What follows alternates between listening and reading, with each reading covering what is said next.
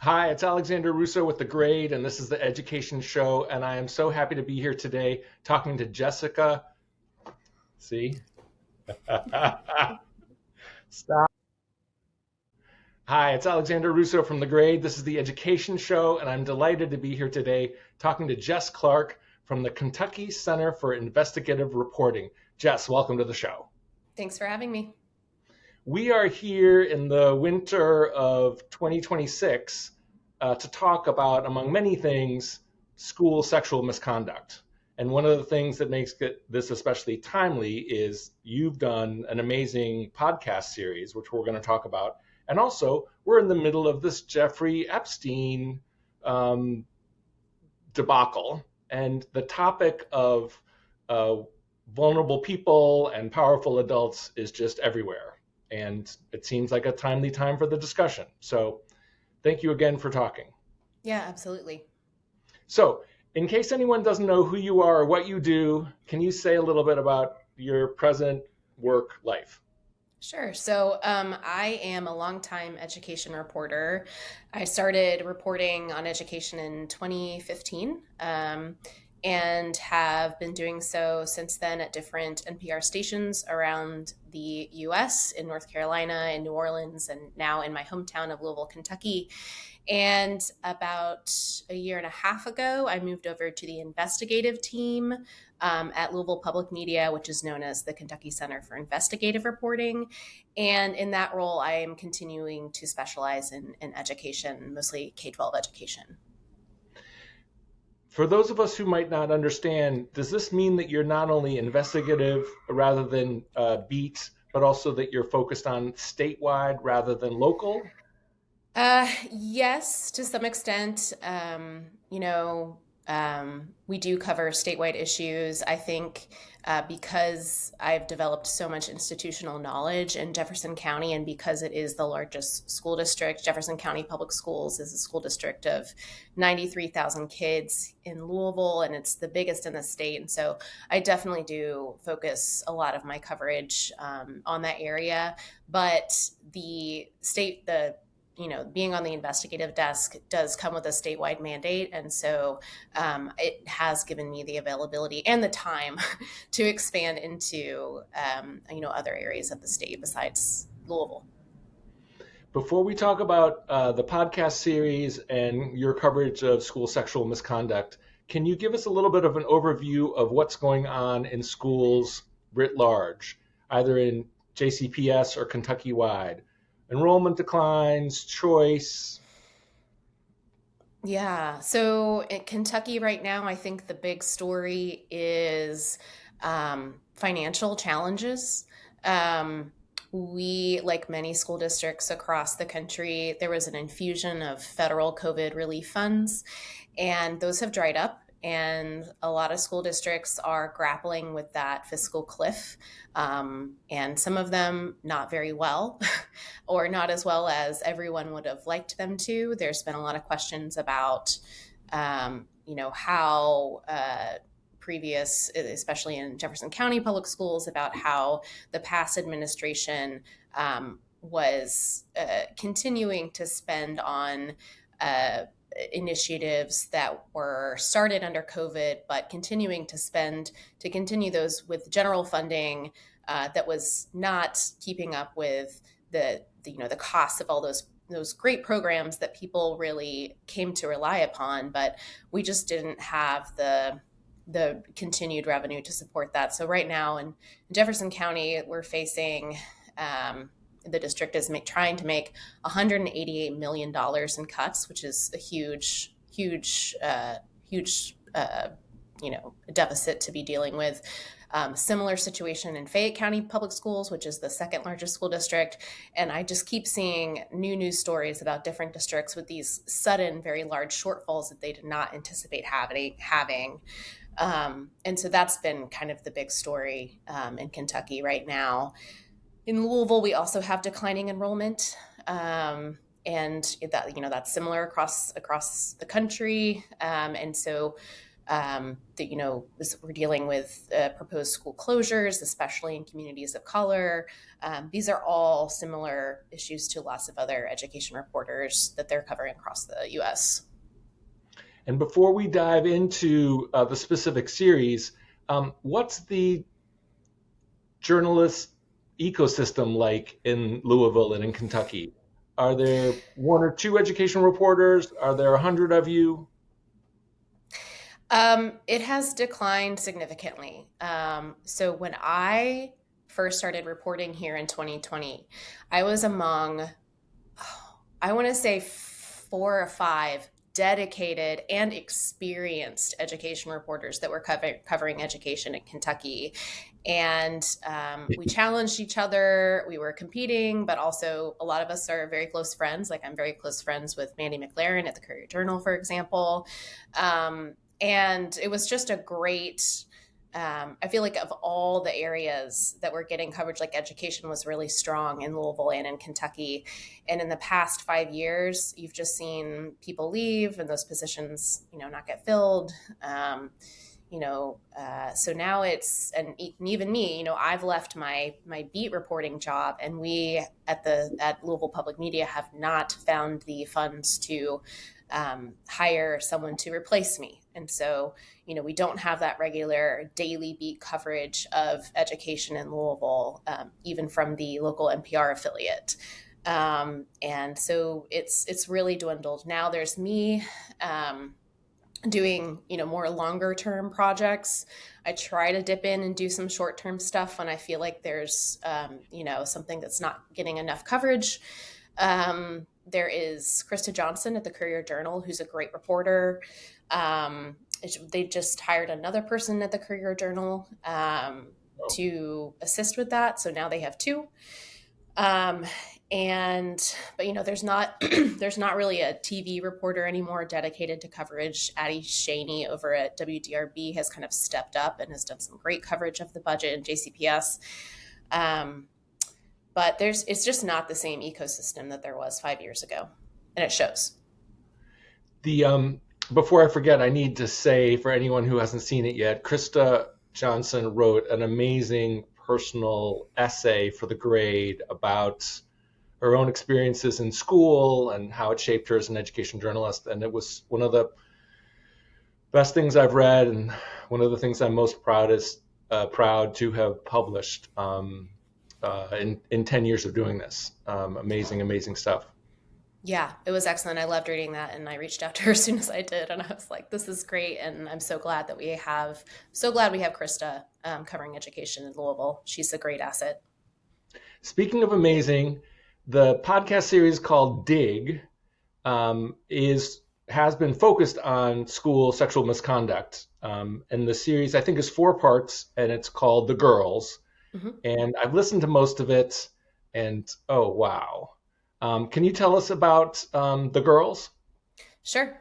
So The Girls is a 4-part podcast series from KYCAR that is about allegations against 2 former football coaches and educators in Louisville, Kentucky, who have worked in many schools. And it follows 3 women who say that they were abused as girls by one or both of these 2 men, these 2 brothers who also happen to be twins. This story started when I met a couple of these women who were at a protest at a school board meeting. I was there as a beat reporter covering a discussion about transportation cuts. And these women were out protesting. They had these very kind of zany signs almost, and they had matching T-shirts. And I was kind of like, what are these women up to? And I went over and talked to them. And as soon as they started telling me what had happened to them, I was like, this is a story, and this is finally a chance to show kind of the systemic side of something that most education reporters have to report on a almost weekly or monthly basis, which is allegations of sexual misconduct by staff members. And so, the podcast, so we start with the first, the oldest alleged survivor of Ronnie and Donnie Stoner. And she says she was abused by both brothers going back to 2005 when they were her football coaches at Evangel Christian School, which is a small private religious school in Louisville. And then we meet a number of other alleged victims over the 18-year period. The oldest alleged victim was not even born yet when the brothers allegedly abused the first alleged victim. So it spans schools, it spans almost a generation. And both brothers are now on home incarceration. What was the response to the podcast, and what was it like for you personally? The response, the response has been from people who have listened to it, from like average people, has been great.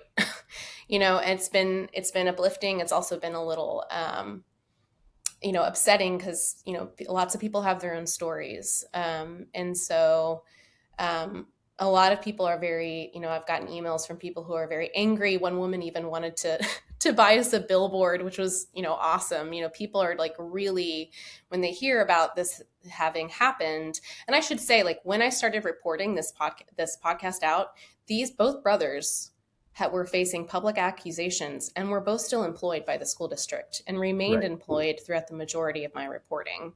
They weren't reporting to work with children, but they were still, earning their salary and going to, people call it teacher jail.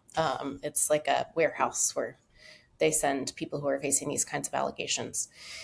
And so people were really outraged. I will say the response from people with the power to change things is very disappointing. One board member, I didn't hear from a single board member, by the way, when I sent them out this podcast. One board member even told me he did not plan to listen to it. And so, the superintendent of JCPS, Brian Yearwood, who was not there at the time that, this was all going on, he's coming after the fact. But, when asked specifically, what he plans to do about this problem in the district schools, is, kind of these vague statements of, we value the safety of all students and we'll do whatever it takes. But when you press on specifics, training, which, the podcast shows is minimal, better reporting systems, no one has really stepped up with solutions. And so that has been surprising and disappointing. How about the state? Has the state been any different, or have they just let the board respond? The state, I think it's hard to say how much state lawmakers have paid attention to this podcast. I know that like in the advocate activist space, a lot of people have and have reached out to me and say like they're working on legislation, or they already have been working on legislation for years that dovetails with kind of the issues in this podcast around reporting requirements. One issue that we found was in Kentucky, school principals have the authority to decide unilaterally whether to kick up an allegation of anything, including sexual misconduct, to the district level. And so that allows abusers to move between schools without anyone detecting it, because there's no pattern recognizable in their personnel file, because someone at the school level never told the district. And so, there's lots of policy fixes to that. And some of these have been proposed in previous years.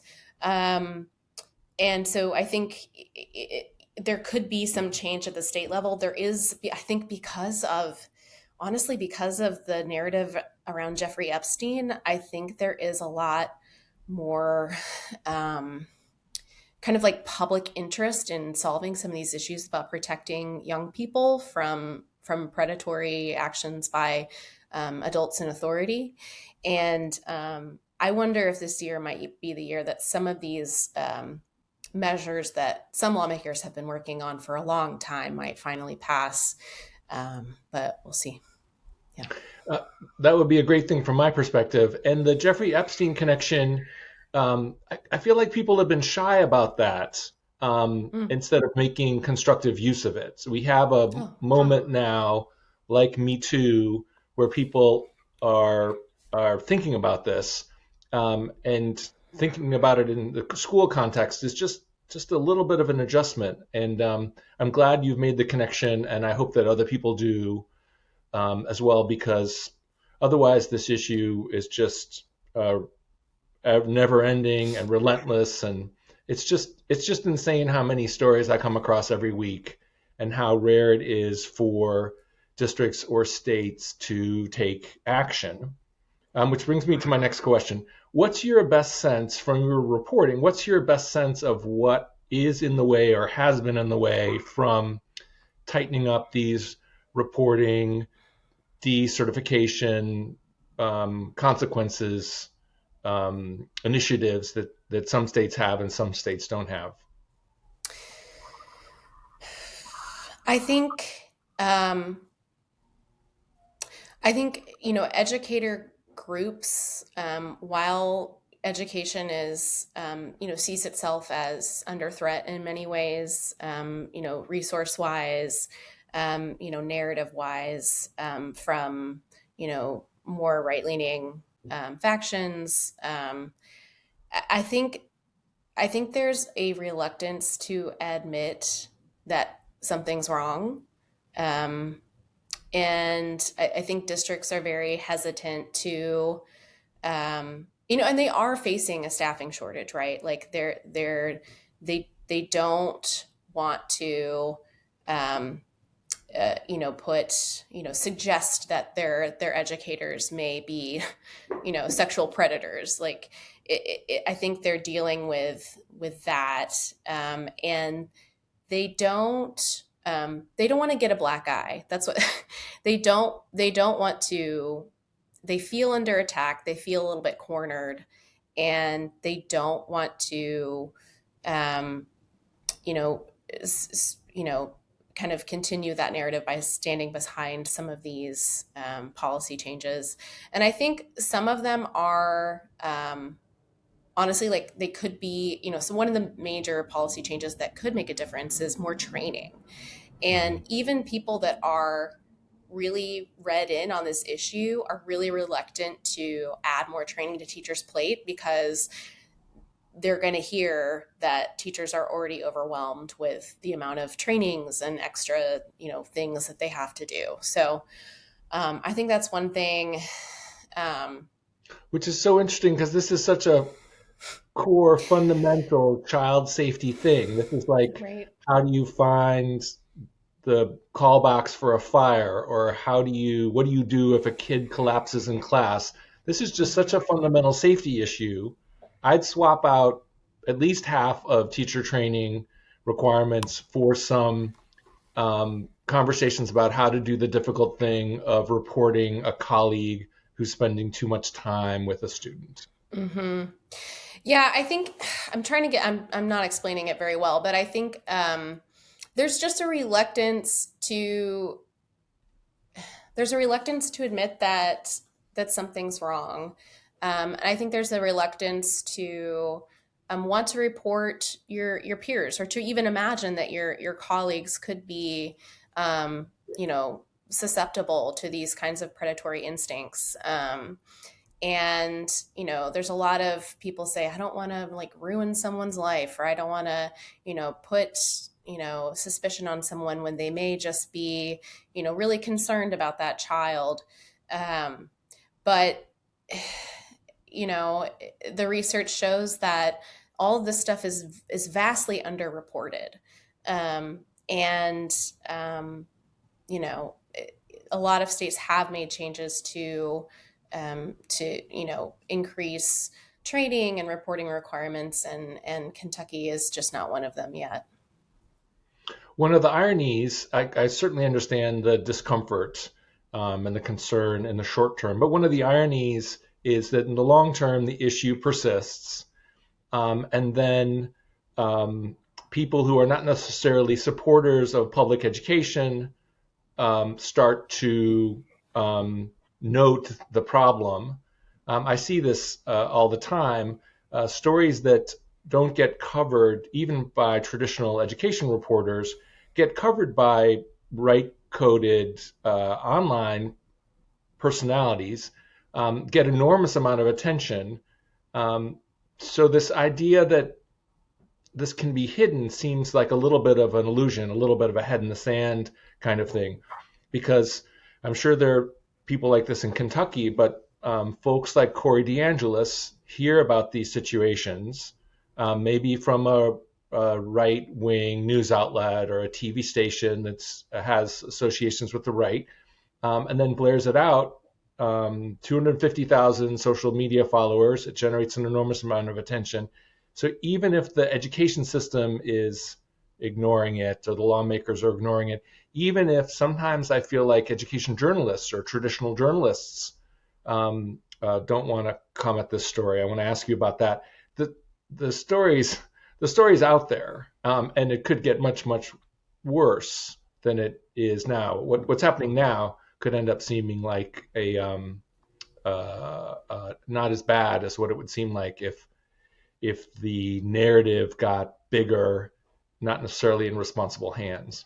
Yeah, I completely agree with that. And I will say, I just talked about how districts aren't willing to, confront this issue as well as they should. Yesterday, the Kentucky Association of School Administrators issued a very strong statement calling for admitting that Kentucky schools have not always done a good job of keeping students safe from sexual abuse and grooming, and calling for change. And that I've not seen a statement like that from that organization. And so I do think that, there is momentum right now.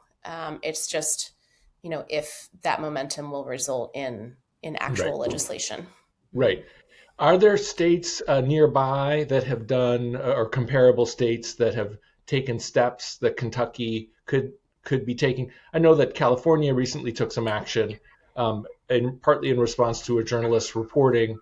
Um, are there states nearby that Kentuckians would feel competitive with or want to do at least as well Mm-hmm. as?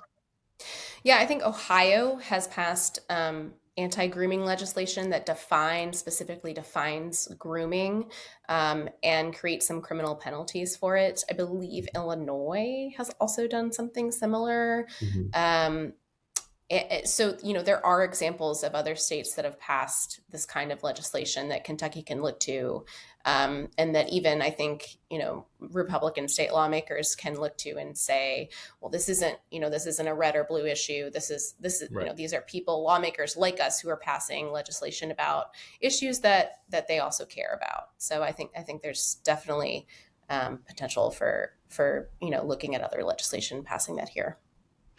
I'm a crazy person about this issue, partly because it seems so basic and so important, and partly also because there was a lot of sexual misconduct in the school I went to, and upon reflection, some attempts to groom me Mm-hmm. as a shy theater kid.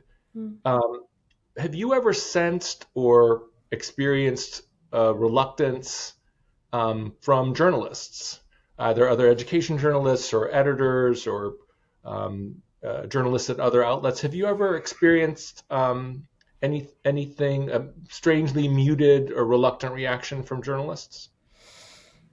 Hmm.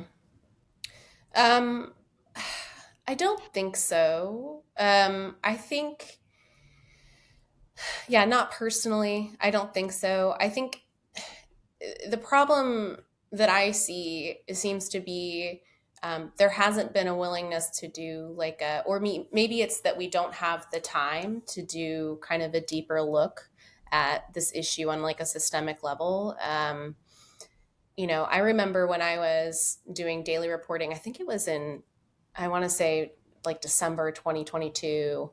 I was doing a lot of stories back to back to back about this stuff. And my editor at the time, John Boyle, said, like, should we do something like more systemic? And I was like, yeah, we should. But I just, Like I remember feeling like emotionally overwhelmed by how much of that coverage I was doing and how exhausting it was to do that coverage, and not just by this coverage it's hard. Like you're dealing with very vulnerable people, kids.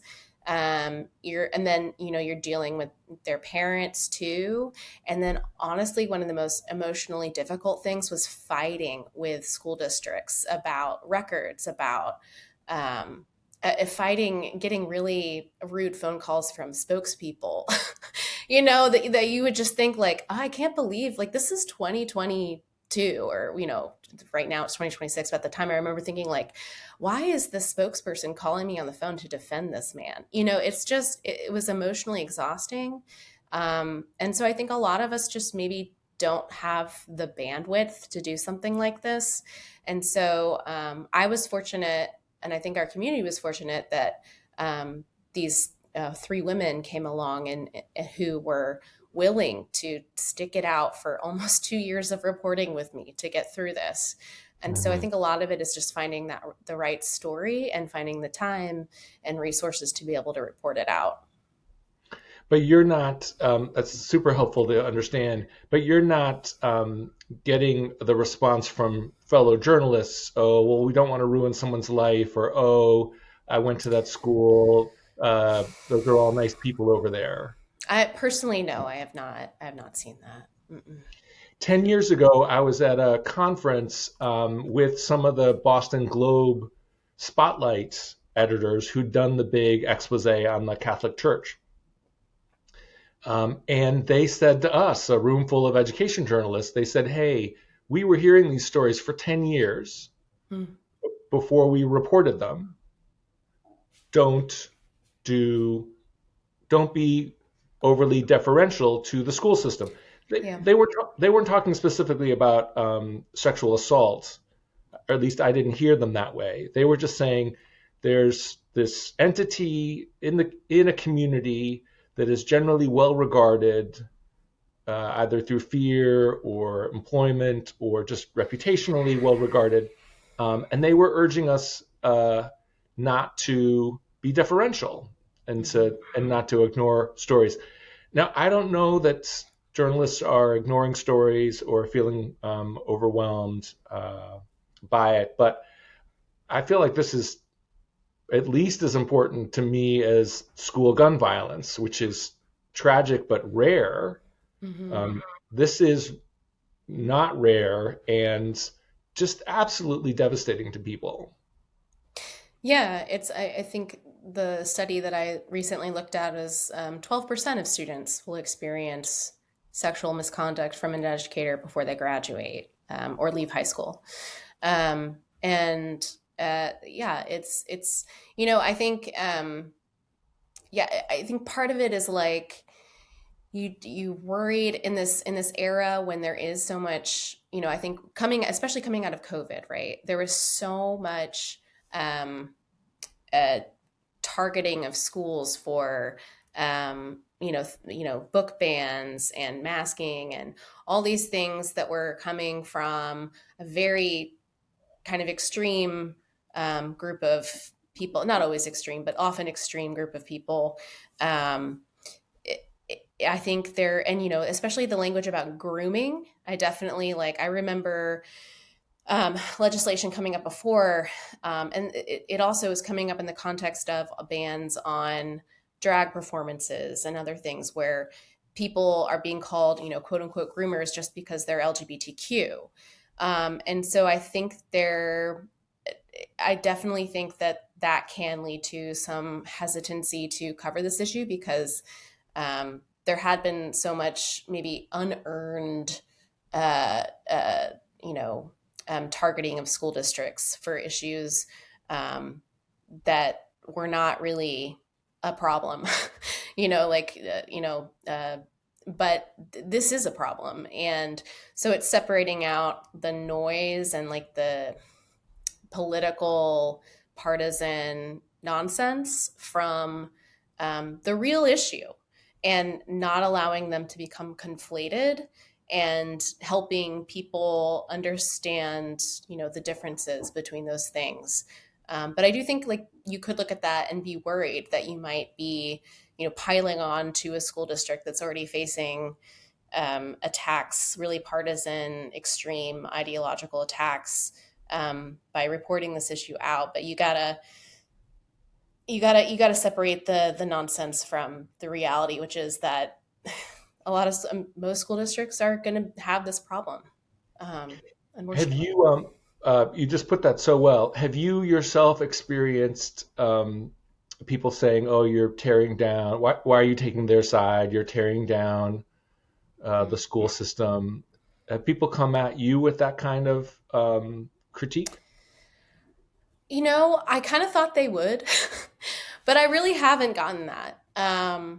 Not, not publicly anyway. And so, um, yeah, surprisingly, no. And I wonder if that's because, honestly, I wonder if it's because of the discussion around Jeffrey Epstein. I wonder if people are finally waking up to the fact that our society as a whole has a problem with how we view especially like teenage girls.